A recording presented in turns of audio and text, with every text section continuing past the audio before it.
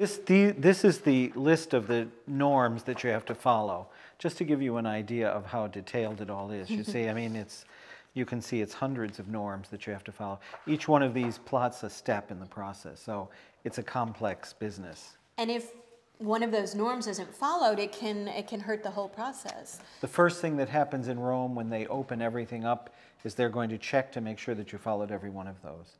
And before they even study the contents, if that's not done validly, you get it back. Now these 3 volumes represent, with Father McGivney, all of the materials that were collected in the research process. So that you have you know, copies of newspaper clippings and all kinds of materials, historical materials, witnesses that have spoken about him. And all of that was brought to Rome. It was then bound. And these 3 volumes become the kind of source for creating the Positio. And so this is the finished product. So it's the argument, you'd say, on his life, virtue, and his reputation for holiness. And this was basically the argument saying, this is why we think he should be declared a saint. Yes, exactly. These would be about the miracle. This is the reported miracle that we have submitted to the Holy See.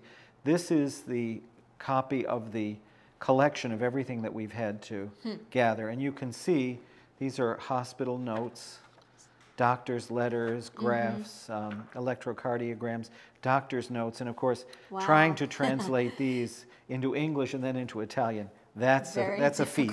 That's a feat. The Positio was submitted, and this is the judgment of the Church on that Positio. And what they do is they print the opinion of all of the experts that looked at that, and they tell you whether it was positive or negative. So if someone was negative, they would print that too? They would, and you get a chance as the postulator to respond. And then this is a copy of the decree of his heroic virtue that came out of all of this. It's given to you in Latin, and then we translated it into English. So this is the decree of Father McGivney concerning his virtue. And so he was then named Venerable. So with Father McGivney's cause, what stage is the miracle part of it at right now?